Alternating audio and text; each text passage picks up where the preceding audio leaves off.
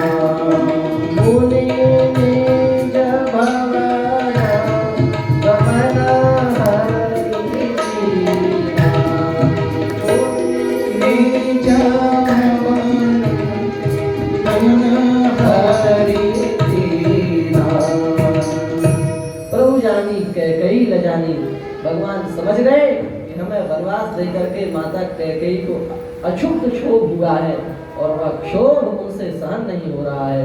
उनके विरहजन्य अग्नि को शांत करने के लिए भगवान तीनों माताओं में से भी सबसे पहले कैकेयी के भवन में गए और वहां जाकर के ताई प्रबोध, वहां पर जाकर के उनको बहुत समझाया। थोड़ा नहीं, प्र उपसर्ग लगाया, प्रबोध, कई प्रकार से समझाया और कई प्रकार से समझा करके उन्होंने अंतिम में कहा, हे माता, आज यदि आप वनवास नहीं देती तो हमारे उदात्त चरित्र को यह संसार क्या जानता। यदि आप हमें वनवास नहीं देती तो क्या रावण वध का जो हमें गौरव मिला है वह गौरव हमें प्राप्त हो पाता? आप क्यों शोक करती हैं? आपने तो हमारे जीवन को उज्जवल बनाया है, आपने तो हमारे जीवन को सुख से भर दिया, आपने तो हमें जो कभी हमें प्राप्त नहीं होने वाली थी वह अक्षुण्य कीर्ति हमें प्राप्त कराई है। यह श्री राम जी का चरित्र जब तक हम कथा में आकर के नहीं सुनेंगे तब तक पुत्र का माता के प्रति क्या कर्तव्य होता है, इस बात को हम समझेंगे। आज इस युग में माताओं के प्रति कितना अत्याचार हो रहा है। पुत्र अपने कर्तव्यों को भूलता जा रहा है और माता के आज्ञा के विरुद्ध आचरण कर रहा है। और घर में जब सामान की अधिकता हो जाती है तो माता पिता को वृद्धाश्रम भेज रहा है। इसका मूल कारण क्या है? इसका मूल कारण केवल यह है कि हम सत्संग से विमुख हो गए, हम कथा से विमुख हो गए। कानपुर में एक पंडित जी थे, उनकी सुनाई हुई कथा है। वे कथा करने गए वहां, तो एक यजमान के घर का प्रतिदिन लगभग जब कथा करने जाते उसके घर में जाते थे। तो अगली बार कथा हुई तो फिर उस बार भी गए, तो हर बार माता पिता मिलते थे, उस बार नहीं मिले। तो पंडित जी ने कहा, अरे भाई, तुम्हारे माता पिता का दर्शन नहीं हो रहा है, वे कहाँ गए हुए हैं? तो लड़के ने कहा, तो पंडित जी, हमारा विवाह नहीं हुआ था अभी तक, पर इस बार विवाह हो गया। और विवाह होने के बाद में हमारे घर में बहुत दहेज आया है विवाह का, और उस दहेज से हमारा घर भर गया, 3 कमरे भर गए, इतना दहेज आया। और एक कमरे में माता पिता रहते थे, वह घर भी दहेज से ही भर दिया। अब माता पिता कहाँ जाएं? तो बोले हमने उनको वृद्धाश्रम भेज दिया।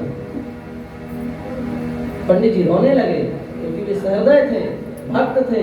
उन्होंने कहा कि हम तुम्हारे घर में भोजन करने के लिए आए थे, पर अब हम तुम्हारे यहाँ का पानी भी नहीं पिएंगे।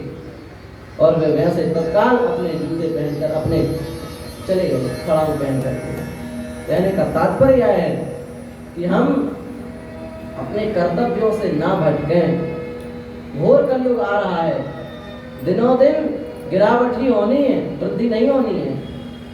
पर इस घोर कलिकाल में यदि हम कथा को सुने और अपने जीवन के आदर्शों का पालन करें, भगवान के आचरणों का अनुकरण करें, तो हम कलयुग में ना रह करके हम सतयुग में ही हैं, ऐसा हमें अनुभव करना चाहिए। हम कलयुग में नहीं है यदि हम अपने धर्म का पालन कर रहे हैं, हम अपने कर्तव्य का पालन कर रहे हैं, तो हम कलयुग में ना रह करके हम सतयुग में ही हैं। कलयुग तो उनके लिए है जो माता पिता की सेवा से विमुख है। कलयुग तो उनके लिए है जो भगवान के नाम से विमुख है।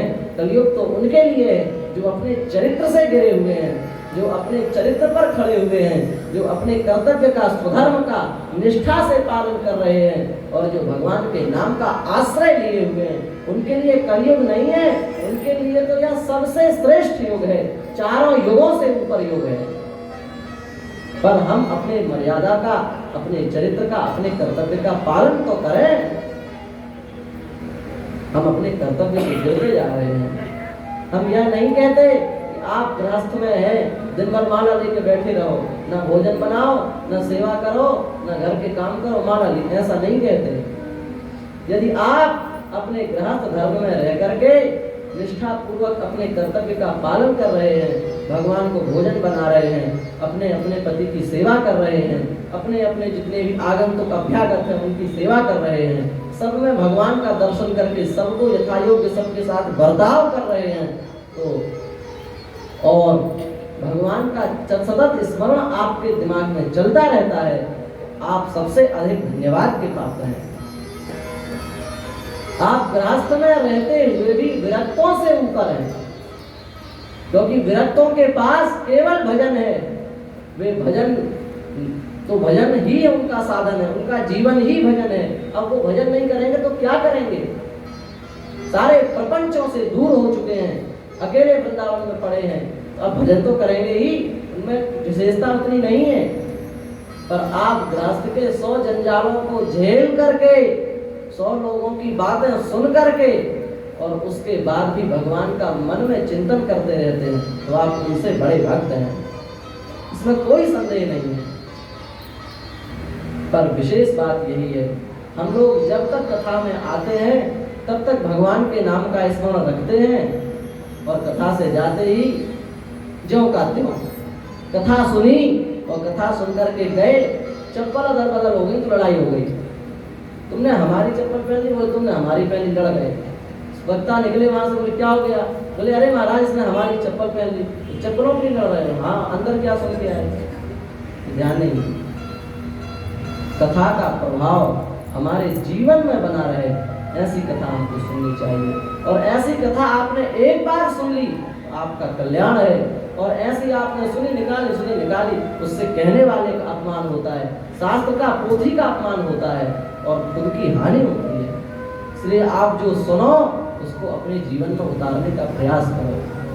तो हम ये निवेदन कर रहे थे कि कथा में आने से हमें अपने कर्तव्य का बोध होता है।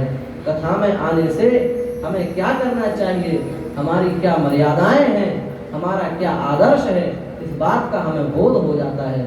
इसलिए हमें निश्चित रूप से अपने जीवन में कितनी भी व्यस्तताएं हो, कितने भी कार्य हो, देखो संसार में आए हो तो प्रपंच तो होगा ही, संसार का नाम प्रपंच ही है। संसारती की संसारा जो चलता रहे वो संसार है, तो यहाँ कुछ ना कुछ तो चलेगा ही। यदि आप चलने के चक्कर में आएंगे तब तो फिर आप चलते ही रहोगे, आपको कभी शांति नहीं मिलेगी। इसलिए कम से कम जीवन में कथा का आश्रय लिए रहेंगे, भगवान के नाम का, धाम का आश्रय लिए रहेंगे, तो आपका कल्याण हो जाएगा, आपकी परलोक में गति हो जाएगी और आपकी ऊपर की सीट पक्की हो जाएगी। अधिक व्याख्या ना करते हुए, क्योंकि विषय में भी प्रवेश करना है, इसलिए श्रीमद् भागवत के महात्म की कथा संक्षेप में कह रहे हैं। कथा सुनने की दो पद्धतियां हैं। एक तो कथा यह है कि जल्दी जल्दी सब कुछ सुन लिया, और एक कथा यह है कि जितना सुना अच्छे से सुना। हमारा विचार यही रहता है, जितना सुने अच्छे से सुने। ऊपर ऊपर सुनने से न तो कुछ समझ में आया और न कुछ सुनाई, सब बराबर हो गया। इसलिए जितना सुने हम अच्छे से चर्चा करें। श्री हरि शरणम हरि शरणम हरि शरणम हरि शरणम हरि शरणम हरि शरणम हरि शरणम हरि शरणम हरि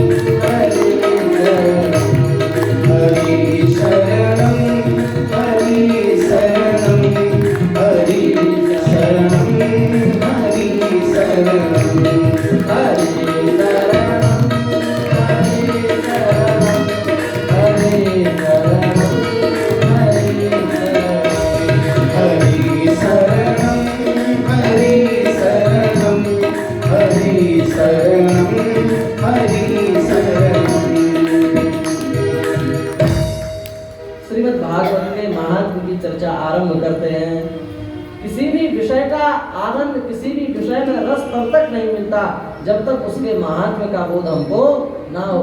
आप गए, आपने पानी पी लिया, प्यास बुझ गई, पर आपको बताया किसी ने यह नारायण कुंड का जल है, यहाँ पर भगवान नारायण ने आचमन किया था। तो अब आप उसका जब आचमन करेंगे तो सतत प्यास बुझाने की दृष्टि से नहीं करेंगे, आप श्रद्धा और भाव पूर्वक उसका आचमन करेंगे। क्यों? क्योंकि आपको उस कुंड के महात्म्य का बोध हो गया। इसी प्रकार से श्रीमद् भागवत का भी महात्म्य क्या है वह सुनाया जा रहा है। जो इसका महात्म्य है वह अत्यंत संक्षिप्त महात्म्य है। वस्तुतः श्रीमद् भागवत के महात्म्य का वर्णन वाणी से नहीं किया जा सकता, इतना महात्म्य है। पर फिर भी व्यास भगवान अपने संतोषी के लिए पद्म पुराण में श्रीमद् भागवत के महात्म्य का वर्णन कर रहे हैं। प्रथम श्लोक, सच्चिदानंद रूपाय विश्वोत्पत्त्यादि हेतवे तापत्रय विनाशाय श्री कृष्णाय वयं नुमः। श्री कृष्णाय वयं नुमः। हम सब लोग भगवान श्री कृष्ण के चरण कमलों में नमस्कार करते हैं, श्री कृष्ण के चरणों में अपना समर्पण करते हैं। हम सब भगवान की शरण में हैं। एक विशेष बात है, जब तक जीव भगवान की शरणागति स्वीकार नहीं करता तब तक भगवान उसके प्रति कोई भी रुख अपनाते नहीं है। भगवान का नियम है, जब भी कोई जीव भगवान की शरणागति स्वीकार करेगा तभी भगवान उसके प्रति कुछ कर्तव्य करेंगे। बिना शरणागति के भगवान कुछ नहीं करते। अर्जुन भगवान के मित्र हैं कि नहीं है? परम मित्र हैं आप कहेंगे। अर्जुन से बढ़कर के तो भगवान की किसी से मित्रता होगी नहीं। अर्जुन का रथ चलाया भगवान ने, अर्जुन के घोड़ों को पानी पिलाया। अर्जुन भगवान के परम मित्र हैं और महाभारत के युद्ध में खड़े हैं। कौरव सेना भी खड़ी है पांडव सेना भी खड़ी है। आप सब जानते ही हैं, अर्जुन को मोह हो गया, ये हमारे ताऊ है, गुरु न हत्वाहि महानुभावान श्रेयो भोक्तुम भैक्षण प्रिय लोके, चर्चा है गीता जी में। भगवान चुप है, सब सुनते जा रहे हैं। अर्जुन की सब बातें भगवान ने सुनी, बोले कुछ नहीं, मौन रहे। अर्जुन ने कहा भाई आप बोलते क्यों नहीं है? भगवान ने कहा अर्जुन हमारा नियम है, जब तक जीव हमारी शरणागति स्वीकार नहीं करता तब तक हम अपना मौन व्रत नहीं तोड़ते, और जब जीव हमारी शरण में आ जाता है फिर तो उसके अनंतानंत जन्मों के पापों को अपने ऊपर ले लेकर के उसकी सहायता करते हैं। पर जब तक जीव हमारी शरणागति स्वीकार नहीं करता, अपने मुख से नहीं कहता कि हम आपकी शरण में हैं, तब तक हम कुछ भी नहीं करते।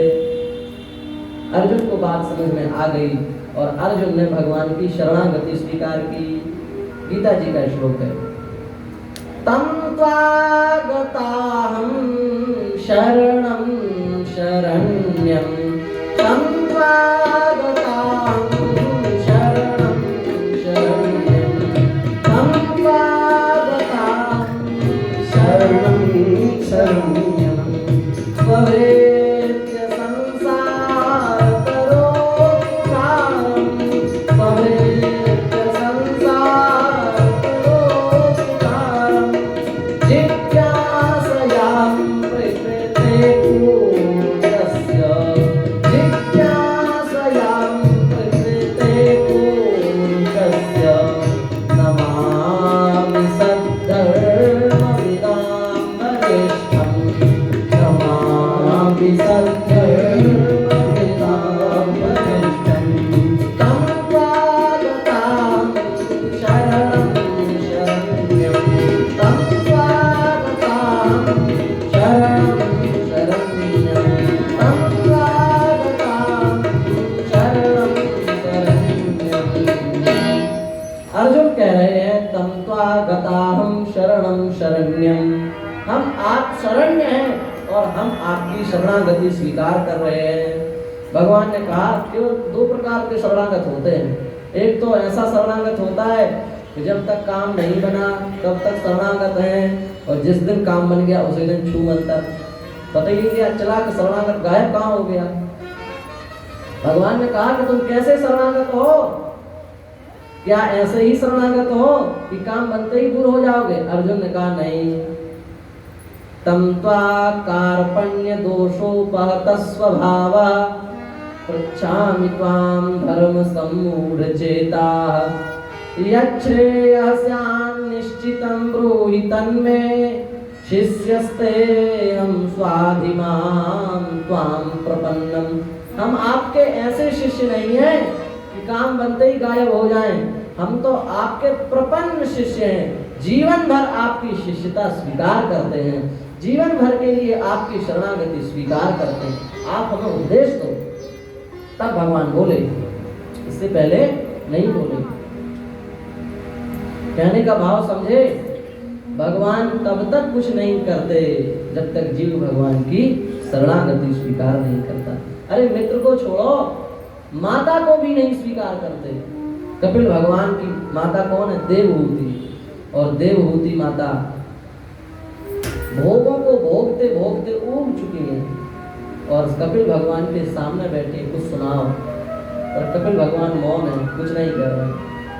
जब देवहूति ने कहा नमामि सद्धर्मविदां वरिष्ठं, आप जानने वालों में श्रेष्ठ हैं, हम आपकी शरण में हैं, हम आपको प्रणाम करते हैं, हम आपकी शरणागति स्वीकार करते हैं, आप कुछ बताओ। तब भगवान ने बोलना चालू किया, श्री भगवान वाचा, उसके बाद में आया है। कहने का तात्पर्य क्या है? कहने का तात्पर्य यह है कि जीव भगवान की शरणागति स्वीकार ना करे, भगवान कुछ भी नहीं करते। एक और उदाहरण, माता को भी नहीं छोड़ते और पिता को भी नहीं देखते। नंद बाबा भगवान के पिता हैं और सर्प ने उनका पैर पकड़ लिया, कथा जानते होंगे। सर्प ने पैर पकड़ लिया, नंद बाबा का पैर सर्प ने पकड़ लिया, भगवान खड़े हंस रहे हैं। नंद बाबा ने कहा अरे भाई कैसे पुत्र हो, सामर्थ्यवान होते हुए भी पिता की रक्षा नहीं करते। भगवान ने कहा पिताजी शायद आप हमारा सिद्धांत नहीं जानते, आप कहो तो मैं रक्षा करो तब रक्षा करेंगे, आप आस लगाए खड़े रहोगे कि रक्षा करो तो रक्षा करने वाले नहीं है। तब नंद बाबा ने कहा सर्पो माम ग्रसते तात प्रपन्नम परिमोचय।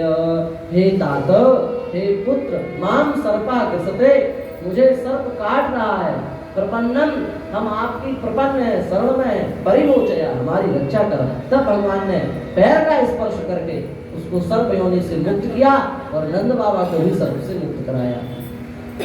जब तक जीव भगवान की शरणागति स्वीकार नहीं करता तब तक भगवान कुछ नहीं, और शरणागति स्वीकार कर ली फिर तो भैया रामायण में लिखा है सन्मुख होई जीव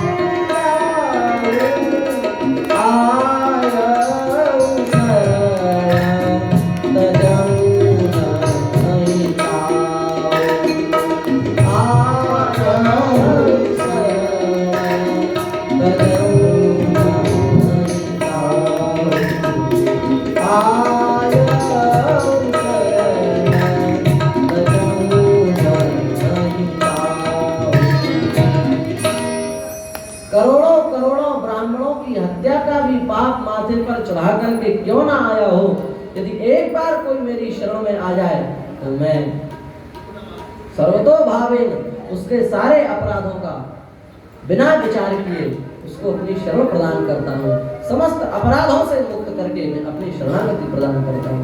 भगवान कितने दयालु हैं, हमें भगवान की इतनी दया का प्रसंग सुनकर के भी भगवान के भजन में मन नहीं लगता। इसलिए कहा गया जैसा पशु वैसा नरा, पशु मनुष्य में कोई अंतर नहीं है। पशु के सामने रोते रहो तो भी पशु खड़ा रहेगा और हंसते रहो तो भी खड़ा रहेगा, उसके सामने खाते रहो तो भी खड़ा रहेगा, बैठ जाओ तो भी खड़ा रहेगा, तो पशु है, उसको ज्ञान थोड़ी नहीं है। उसी प्रकार से भगवान के इतने मधुराति मधुर चरित्र को सुनकर के भी यदि हमारा भगवान के भजन में मन नहीं लग रहा है, हमें रोमांच नहीं हो रहा है और हमारा भगवत प्राप्ति के प्रति हमारा चित्त अग्रसर नहीं हो रहा है, हम पशु के ही समान हैं, तो मनुष्य कहलाने का अधिकार नहीं है। इसलिए भगवान के भजन में अपने मन को अवश्य लगाएं। तो श्री कृष्णाय वयं नमः, श्री कृष्ण भगवान को हम नमस्कार करते हैं। वे भगवान कैसे हैं? भगवान का विशेषण सच्चिदानंद रूपाय, भगवान सत स्वरूप है, चित स्वरूप है और आनंद स्वरूप है। सत माने क्या होता है? सत शब्द का अर्थ है जो सदा सर्वदा विद्यमान रहे, उसको कहते हैं सत। भगवान सत स्वरूप है, सदा सर्वदा विद्यमान रहते हैं। सृष्टि के आदि में भी भगवान थे, सृष्टि के मध्य में भी भगवान है और सृष्टि के समाप्त होने के बाद भी भगवान ही शेष रहेंगे। हम लोग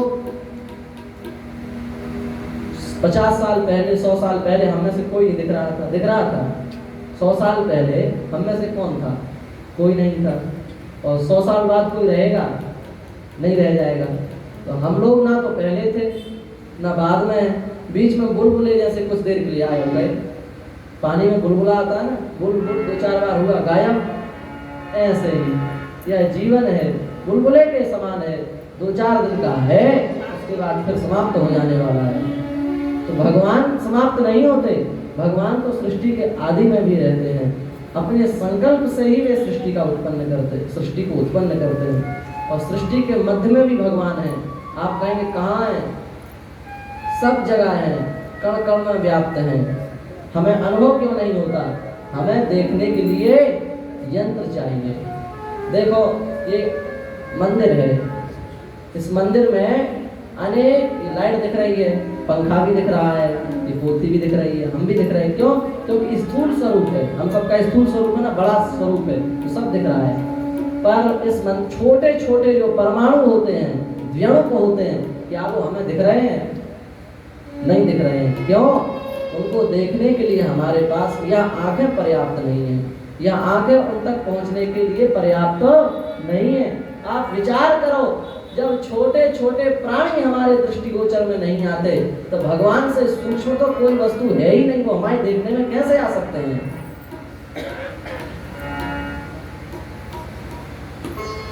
इसलिए भगवान को देखने के लिए भी यंत्र चाहिए। आप कहोगे कि आप परमाणु जो होते हैं ना छोटे छोटे, आपको कैसे दिखते हैं? ऐसे दिख रहे हैं? नहीं दिख रहे हैं। उसके लिए आपको जो माइक्रोस्कोप होता है, जिसको कहते हैं दूरबीन, माइक्रोस्कोप, वो चाहिए। आप उसको आंखों में लगाओगे, आपको छोटे छोटे जीव भी दिखने लगेंगे। दही में भी कई प्रकार के कीटाणु होते हैं, दिखते हैं वो, पर ऐसे नहीं दिखते। ऐसे तो आप पा जाओगे, नहीं दिखेंगे। पर माइक्रोस्कोप लगा करके देखोगे, उस दही में भी आपको चलते हुए कीड़े दिखाई देंगे।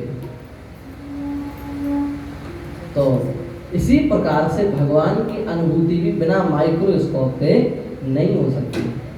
आप कहेंगे हम माइक्रोस्कोप से भी भगवान को नहीं देख पाते। अरे भाई, संसार की चीजों को देखने के लिए संसार का यंत्र चाहिए, पर भगवान को देखने के लिए संसार का यंत्र थोड़ी नहीं काम में आएगा। भगवान को देखने के लिए परमार्थ का यंत्र काम में आएगा।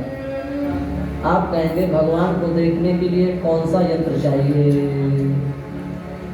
भगवान को देखने के लिए नाम रूपी यंत्र चाहिए। नाम रूपी यंत्र यदि आपके पास में होगा तो आपको भगवान की अनुभूति होने लगेगी। इसलिए कहा है, ध्रुव सगलानि जपेऊ हरि नाम, ध्रुव सगलानि जपेऊ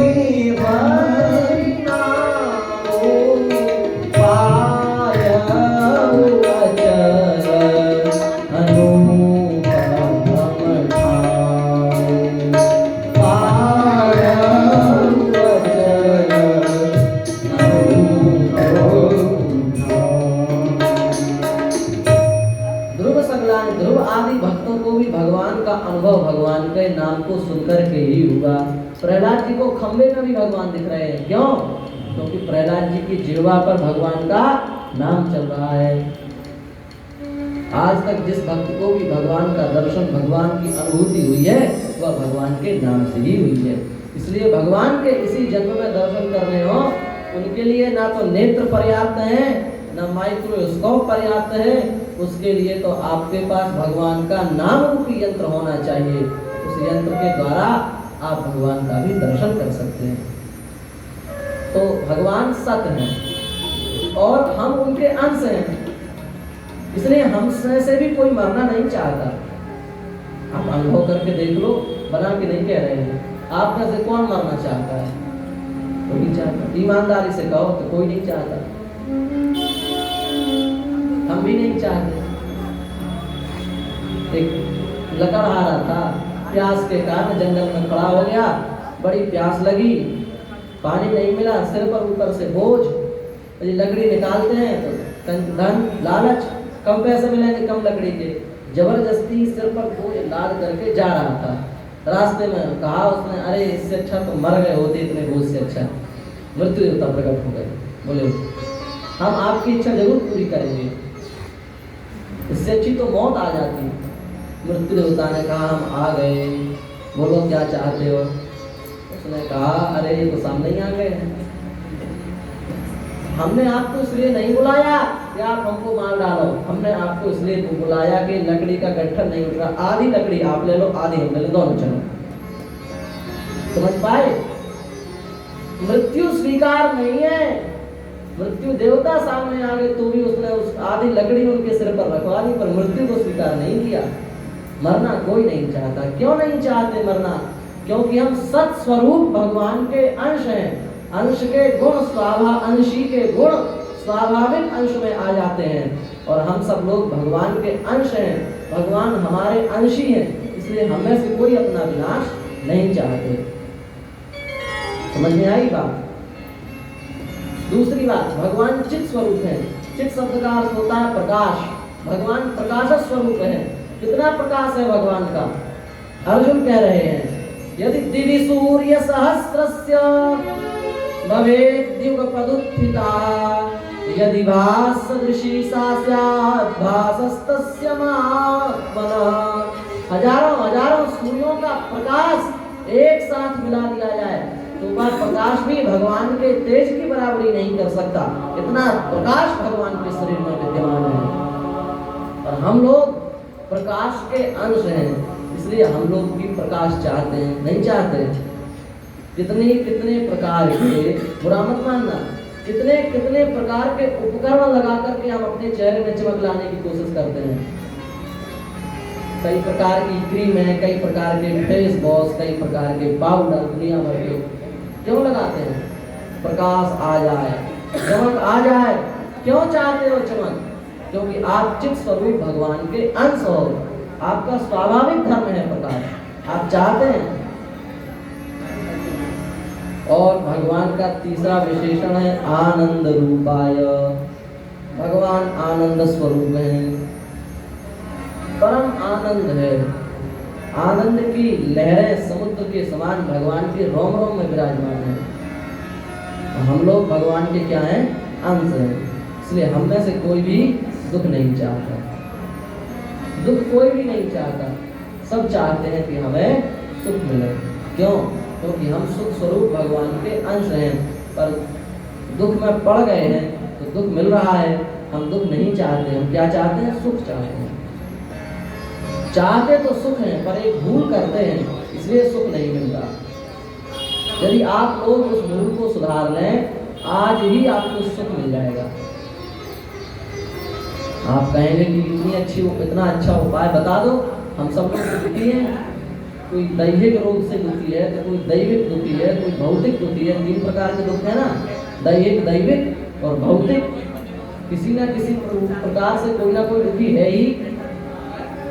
दुख के नाश का उपाय क्या है? सुख हम सब चाहते हैं, पर सुख नहीं मिलता है। क्या उपाय करें कि हमको सुख मिल जाए? बोले भाई, तुम सुख की आशा कहाँ रखते हो? सुख कहाँ लेते हो? सुख कहाँ चाहते हो? ईमानदारी से यदि आप उत्तर दोगे तो आप यही कहोगे कि हम लोग संसार में सुख चाहते हैं।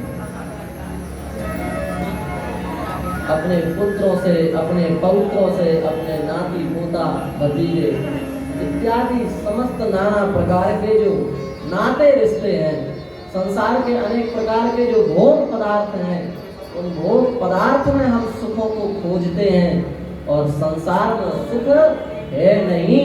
और हम खोजते कहाँ है सुख? संसार में। इसलिए हमको जीवन में कभी सुख मिलता नहीं। सुख स्वरूप भगवान है, भगवान के अलावा कहीं सुख है नहीं। और यदि उन सुख स्वरूप भगवान को हम अपने से जोड़ दें, उन सुख स्वरूप भगवान में अपने मन को लगा दें, तो आज ही हम सुख की प्राप्ति कर सकते हैं। इसी समय, इसी क्षण बैठे बैठे हमें सुख की अनुभूति होने लगेगी। इसलिए संतों के विषय में कहा, सदा दिवाली संत के 8 पहर आनंद। हम साल में एक दिन दीपावली मनाते हैं, पर संतों के यहाँ रोज दीपावली हो रही है। क्यों? क्योंकि उनका नाता संसार से है ही नहीं, उनका नाता भगवान से है। इसलिए वो दिन भर हर क्षण मस्त रहते हैं, हर क्षण प्रसन्न रहते हैं। उन्हें किसी क्षण भी दुख का अनुभव नहीं होता है। इसलिए आप संसार से नाता तोड़ करके भगवान से नाता जोड़ लें, तो आज ही हमें आनंद की प्राप्ति हो सकती है। तो ऐसे सत्स्वरूप, चित स्वरूप और आनंद स्वरूप जो परम पिता परमात्मा है, विश्व की उत्पत्ति, स्थिति और संहार के जो हेतु हैं, भगवान से ही हम सबकी उत्पत्ति होती है। मिट्टी, घड़ा काहे से बनता है? मिट्टी से ही बनता है, और घड़ा मिट्टी में ही रहता है, और समाप्ति भी उसकी किसमें हो जाती है? मिट्टी में ही हो जाती है। ऐसे ही हम सब लोग भगवान से ही उत्पन्न होते हैं, भगवान में ही हमारी स्थिति है, और भगवान में ही हमारा लय हो जाता है। तापत्रय विनाशाय, जो तीनों प्रकार के तापों का नाश करने वाले हैं। दैहिक, दैविक और भौतिक, तीन प्रकार के ताप हैं। इन तीनों प्रकार के तापों का जो सदा सर्वदा के लिए नाश कर देते हैं, ऐसे जो श्री कृष्ण हैं, उन श्री कृष्ण भगवान को हम सब लोग नमस्कार करते हैं। श्री कृष्ण शब्द का अर्थ क्या है? कृष्ण शब्द का अर्थ है कर्षतीति कृष्णा, जो अपने ओर आकृष्ट करें, उनको कहा गया कृष्ण। कृष्ण माने जो अपने ओर हमारी चित्तवृत्ति को खींचें, उन्हें क्या कहा गया है? कृष्ण।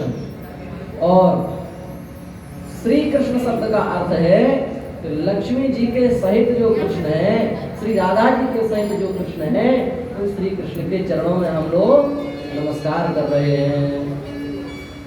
तो प्रथम श्लोक में भगवान की शरणागति का महत्व और भगवान को नमस्कार किया गया है। अब सीधे कथा में प्रवेश करें। सूत जी महाराज विराजमान हैं और शौनकादि ऋषि उनसे प्रश्न कर रहे हैं। प्रश्न क्या है? प्रश्न सबसे पहले देखो, प्रश्न करने की पद्धति क्या है? प्रश्न करने की पद्धति ये है कि जिनसे प्रश्न कर रहे हैं हम, उनसे सीधे सीधे प्रश्न नहीं करना चाहिए, जा करके उनकी प्रशंसा करनी चाहिए। उनकी प्रशंसा सुन करके वे प्रसन्न हो जाएंगे। तब जब वे प्रसन्न हो जाएं, तब उनसे कोई भी प्रश्न करना चाहिए। कई लोग होते हैं सीधे सीधे प्रश्न कर देते हैं, और वो भी तीखा प्रश्न, तो उत्तर देने वाले को क्षोभ होता है। शौनक जी से प्रश्न करने की पद्धति सीखना चाहिए। शौनक जी महाराज कैसा प्रश्न कर रहे हैं? सबसे पहले सूत जी की प्रशंसा कर रहे हैं। अज्ञान ध्वांत विध्वंस कोटि सूर्य समप्रभ सूताख्याहि कथा सारम मम कर्णरसायनम। शौनक जी कह रहे हैं कि हे सूत जी महाराज, आप करोड़ों करोड़ों सूर्य के समान तेजस्वी हैं, अज्ञान का नाश करने वाले हैं। हे सूत जी महाराज, हमारे कानों के लिए जो औषधि हो, संसार सागर से जो पार उतार सके, ऐसे हमारी कथा कानों के लिए जो अमृत स्वरूप हो, वह अपनी मधुराति मधुर वाणी आप हमें सुनाइए। यह घोरे कलौ प्रायो जीवश्चा श्रुतांगता क्लेशाक्रांतस्य तस्यैव शोधने किं परायणम्। इस कलयुग में प्रायः लोग आसुरी भाव को प्राप्त कर चुके हैं।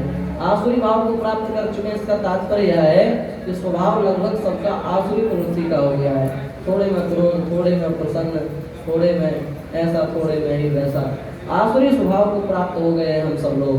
इसलिए सभी जीव असुर ही हैं कलयुग के। जीवश्चा श्रुतांगता, और क्लेश से आक्रांत है। क्यों? क्योंकि स्वभाव आसुरी है। असुरों को सुख कम हुआ, राक्षसों को तो हर समय दुखी तो हुआ है, सुख कब हुआ है। तो आसुरी भाव को प्राप्त कर चुके हैं हम लोग, इसलिए हम लोगों के लिए भी अत्यंत दुख है। और सुख की प्राप्ति का उपाय क्या है? बोले आसुरी स्वभाव का त्याग करके दैवी स्वरूप में स्थित हो जाओ, तो हमें वर्तमान समय में भी सुख का अनुभव होने लगेगा। एक बड़ी अच्छी बात है, शौनक जी कह रहे हैं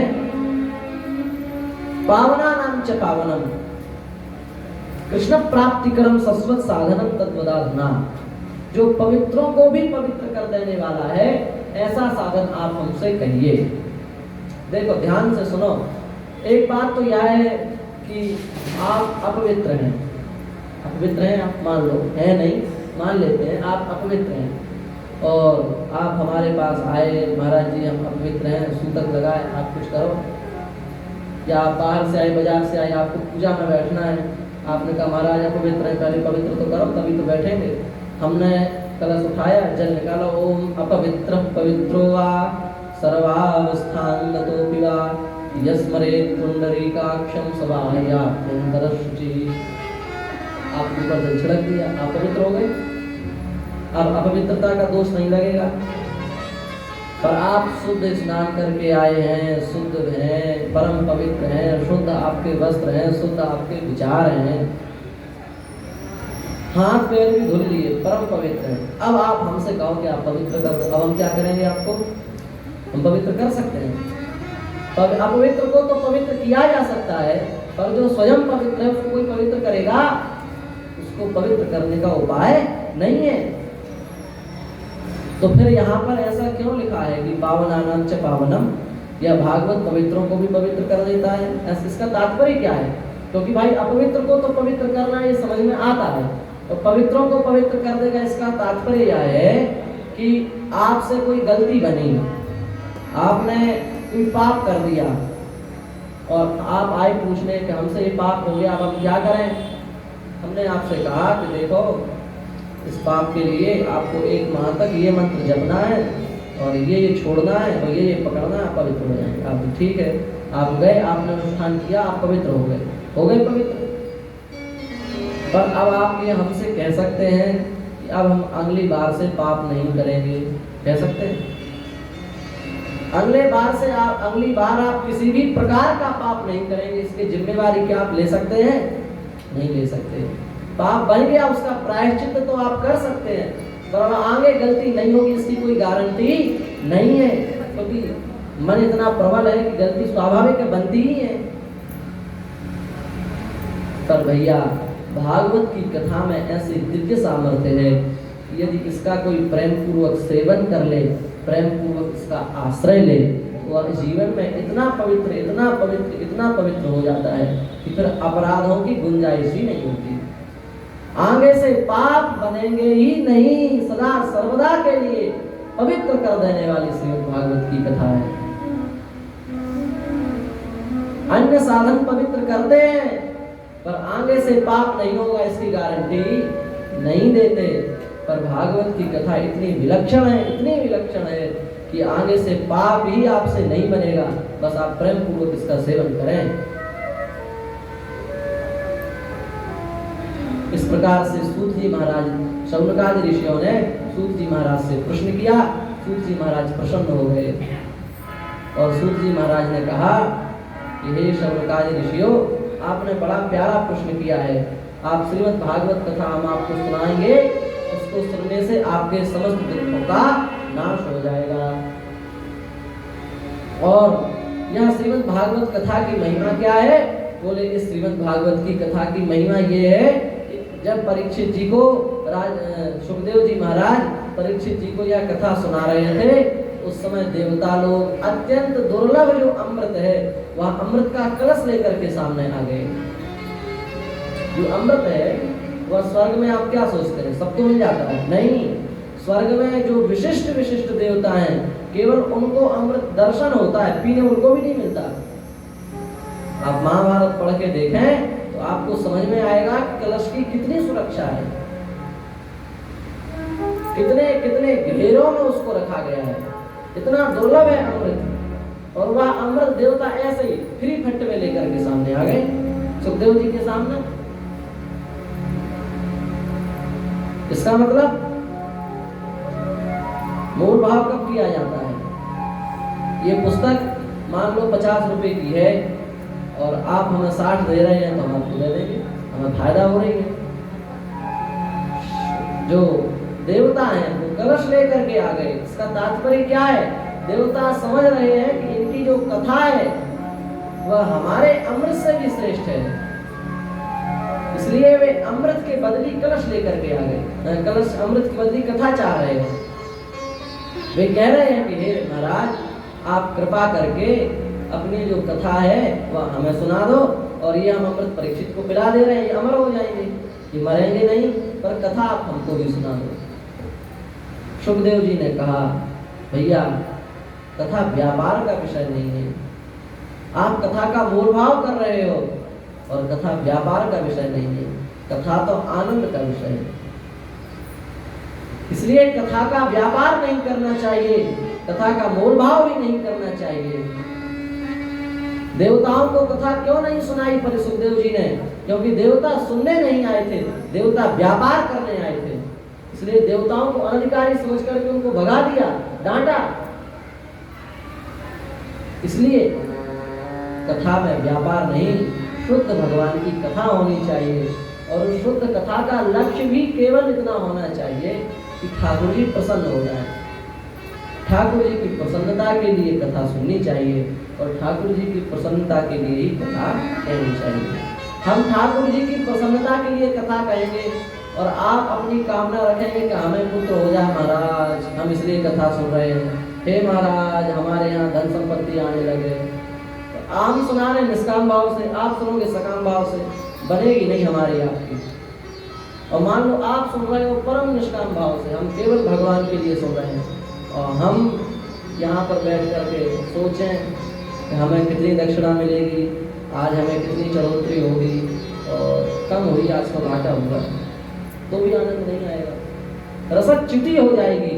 रसवर्धन कब होगा? रसवर्धन तभी होगा जब आप भी निष्काम हो, हम भी निष्काम हो, दोनों प्रेम से केवल आनंद के लिए, केवल भगवान की प्रसन्नता के लिए कथा सुनेंगे। आपको भी आनंद की प्राप्ति होगी, हमको भी आनंद की प्राप्ति होगी। और नहीं तो अर्थ का विचार करेंगे तो फिर बाद में दुख होगा। आप अन्यथा मत माने।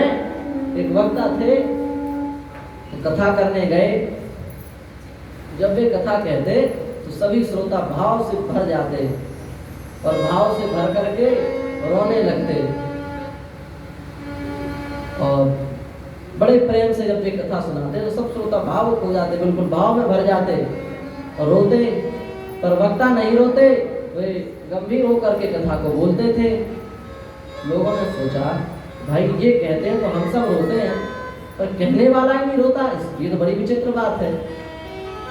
आए एकांत में पूछा, महाराज आपकी कथा से हम लोगों को रोमांच हो जाता है, आप क्यों नहीं रोते?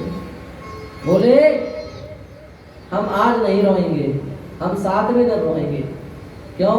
दक्षिणा कब मिलेगी उस दिन रोएंगे। आप लोग रो लो, हम एक साथ रोएंगे, बार बार नहीं रोते। ऐसी कथा से हमारी आपकी हानि होगी। इसलिए निष्काम भाव, आप भी सुनने का यही भाव रखें, भगवान प्रसन्न हो। भगवान के प्रसन्न होने से सब काम बन जाएंगे।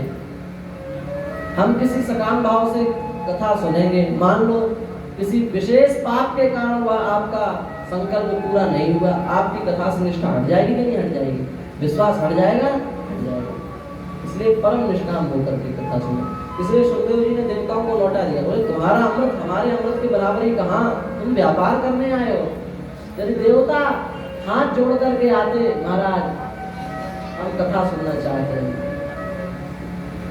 क्या बात, समय हो गया क्या? हाँ होने जा रहा है। परम निष्काम भाव से आते तो सुखदेव जी उन्हें भी कथा सुनाते, पर यहाँ तो राजा ये देवता व्यापार करने आए हैं, इसलिए सुखदेव जी ने कथा नहीं सुनाई। दूसरी बात क्या है कि उनका जो अमृत है वह अमृत नहीं है। यदि अमृत होता तो देवता पूर्ण क्षीण होने के बाद मनुष्य क्यों बन जाते हैं? अमृत पीकर के अमर हो जाएं, देवता बने रहें, पर देवता बने रहते हैं। क्षीणे पुण्य मर्त्य लोकम विशन्ति, मर्त्य लोक में आ जाते हैं। इसलिए देवताओं का अमृत अमृत नहीं है, वह तो बातों का ही अमृत है। इसी बात को दरियाप जी महाराज कह रहे हैं,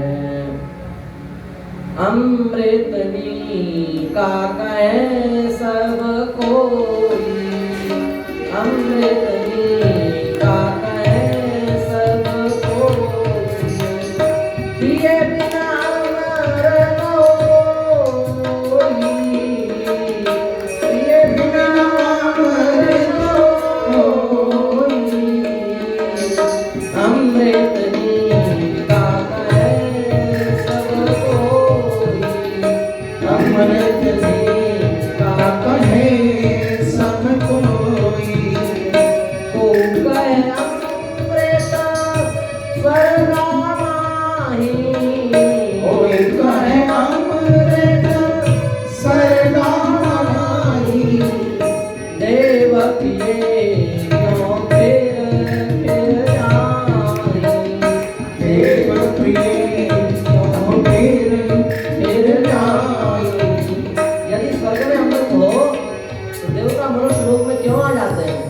इसका मतलब स्वर्ग में अमृत नहीं है। तो कहे अमृत शशि महावास, कहे अमृत शशि महावास, कहे अमृत शशि महावास, ओ कहे अमृत शशि महावास। घटे बढ़े क्यों होवे नाश, घटे बढ़े क्यों होवे नाश, अमृत नीता कहे सब कोई, अमृत नीता कहे सब कोई, अमृत नीता कहे सब कोई। यदि चंद्रमा के पास अमृत होता तो आपने देखा होगा जब पूर्णिमा आती है तो चंद्रमा बढ़ जाता है और अमावस्या आती है तो धीरे धीरे धीरे धीरे चंद्रमा घट जाता है। ये घटना बढ़ना अमृत का लक्षण थोड़ी नहीं है। अमृत पी करके तो एक रस हो जाओ, पर ये चंद्रमा घटता है और बढ़ता भी है, इसलिए ये अमृत नहीं हो सकता। अमृत कहाँ से प्रकट हुआ? समुद्र से प्रकट हुआ। तो किसी ने कहा जहाँ से प्रकट हुआ वहां तो होगा, समुद्र में तो होगा ही, समुद्र से ही तो उत्पन्न हुआ। बोले वहां भी नहीं है। ओ कहे अमृत समुद्र माही, ओ कहे अमृत समुद्र माही, ओ कहे अमृत समुद्र माही, ओ कहे अमृत समुद्र माही।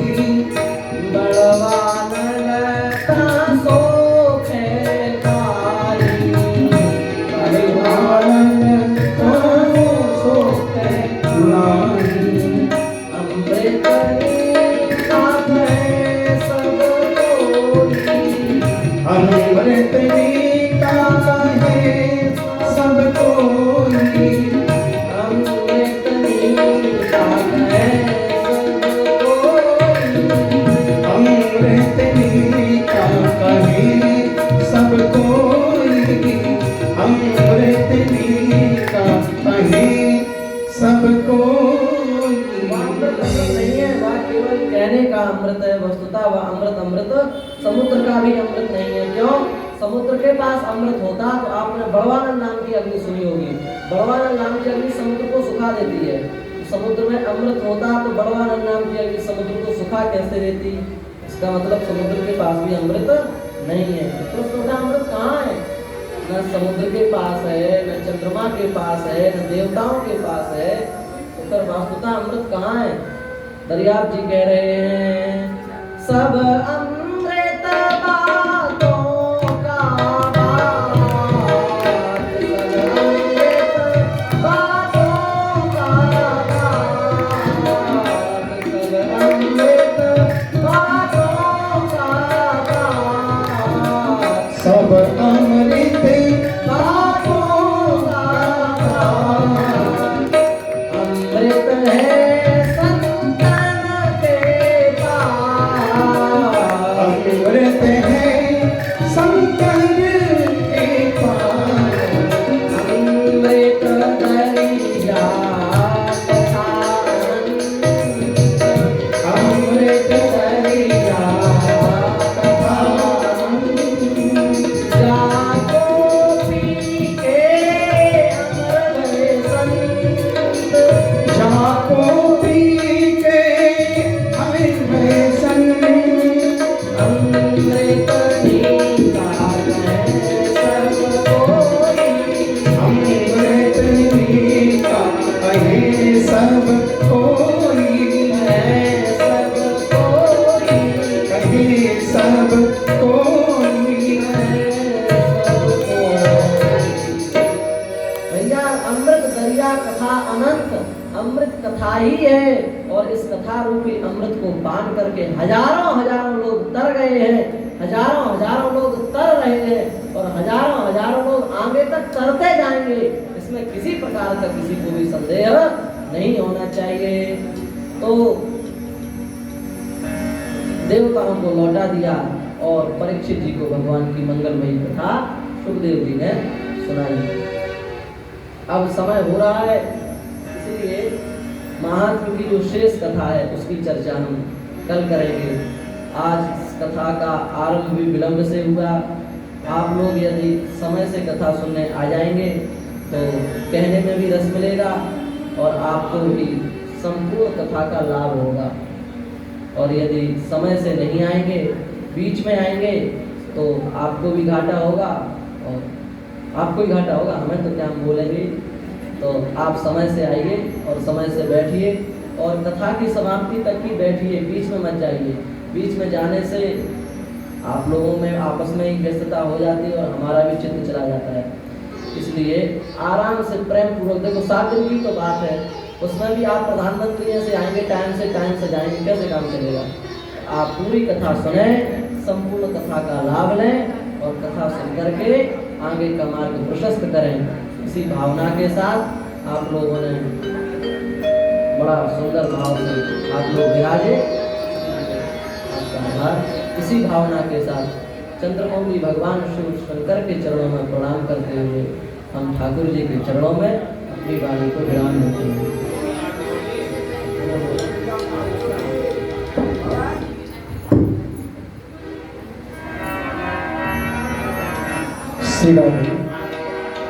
मेरे बाकी बिहारी समरिया, तेरा जलवा कहाँ पर नहीं है। मेरे बाकी बिहारी समरिया, तेरा जलवा कहाँ पर नहीं है। मेरे बाकी बिहारी समरिया, तेरा जलवा कहाँ पर नहीं है। चोट खाई है जो मेरे दिल में, वो बताने काबिल नहीं है। चोट खाई है जो मेरे दिल में, वो बताने काबिल नहीं है। वो मेरे बाकी बिहारी सवरिया, तेरा जलवा कहाँ पर नहीं है।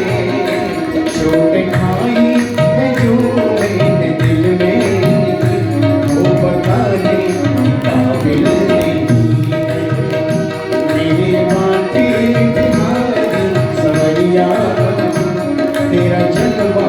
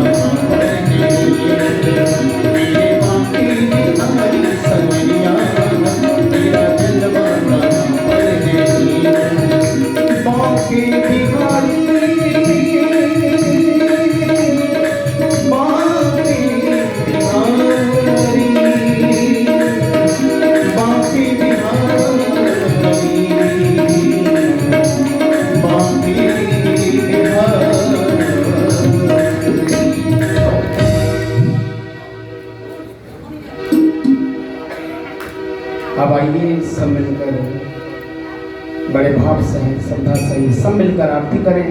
सभी भगवत प्रेमी अपने अपने स्थान पर खड़े हो जाएं। जय श्री राधे, जय श्री कृष्ण।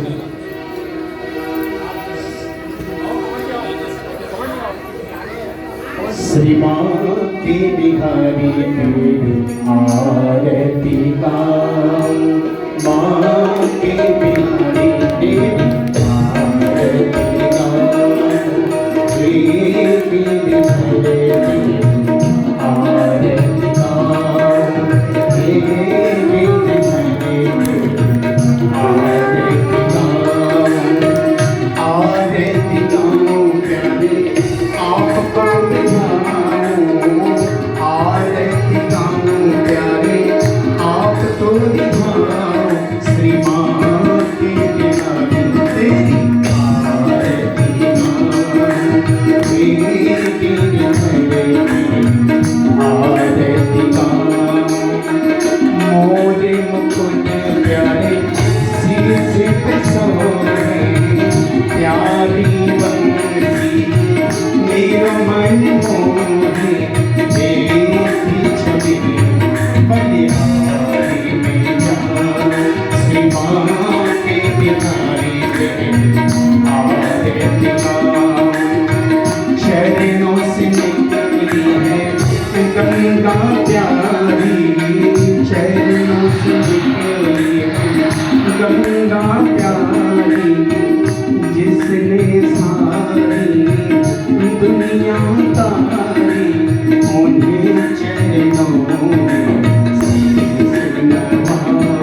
श्री माँ के बिहारी तेरी आरती गाऊं, आरती गयों के नाथ आप हो, दुख सुख जीवन प्यारे साथ आप हो, उन्हें चरणों में बड़े जाऊं। श्री माँ के बिहारी तेरी आरती गाऊं, संग सोहे कृष्णान दुलारी, ललता एक सब सखियाँ प्यारी, हो पास सदा वृंदावन का। श्री माँ के बिहारी तेरी